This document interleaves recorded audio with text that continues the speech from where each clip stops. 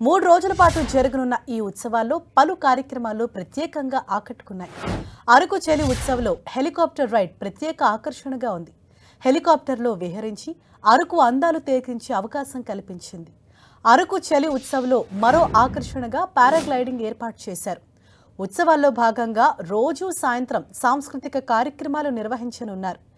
7 రాష్ట్రాలకు చెందిన గిరిజన కళాకారులు సంప్రదాయ ప్రదర్శనలు చేయనున్నారు. దేశంలో ఉన్న గిరిజనుల సంప్రదాయాలు, ఆచారాలను ఉత్సవాల ప్రాంగణంలో ప్రదర్శించనున్నారు.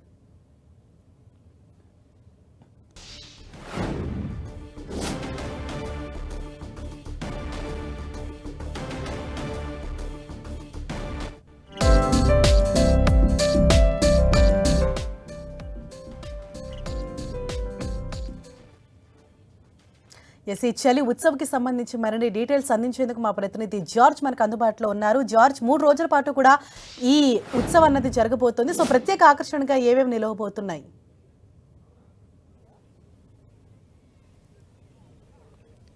గిరిజనుల సంస్కృతి సాంప్రదాయాలను చాటి చెప్పే విధంగా చలి ఉత్సవాలు 3 రోజుల పాటు నిర్వహించనున్నారు. ఈ 3 రోజుల పాటు నిర్వహణలో భాగంగా అన్ని ఏర్పాట్లు అయితే చేయడం జరిగింది. ప్రధానంగా చూసుకున్నట్లయితే గనక గిరిజనులకు సంబంధించి వారు ఏ విధంగా నివాసాలు ఉంటారు, వాళ్ళు తినే ఫుడ్ ఏంటి, తర్వాత వాళ్ళు పండించే పంటలు ఎలా ఉండబోతున్నాయి ఏంటి అనే దాన్ని చూసుకున్నట్లయితే గనక ప్రత్యేకంగా ఈ స్టాల్స్ అయితే ఏర్పాటు చేశారు.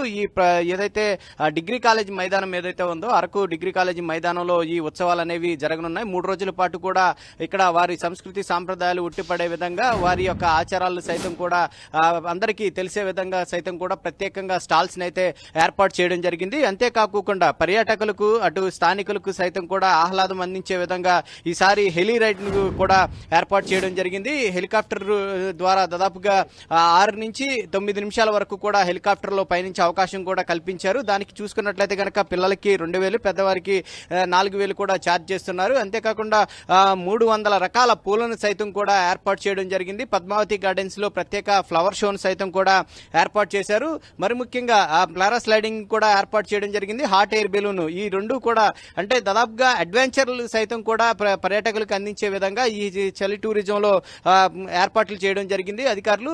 ముఖ్యంగా చూసుకున్నట్లయితే కనుక ఎక్కువగా అంటే ఈ గిరిజనులకు సంబంధించి సంస్కృతి సాంప్రదాయాలు తెలియజేసే విధంగా ఈ 3 రోజుల పాటు ఈ నిర్వహణలు అనేవి చెప్తూ ఉన్నారు. దాదాపుగా 13 తెగలకు సంబంధించి గిరిజనులు చేసే నృత్యాలు సైతం కూడా ప్రత్యేక ఆకర్షణగా నిలుస్తాయని చెప్పడం జరుగుతుంది. సాయంత్రం అన్ని కూడా సాయంత్రం సంస్కృతి కార్యక్రమాలకు పెద్దపీట వేస్తున్నట్లు కలెక్టర్ ఇప్పటికే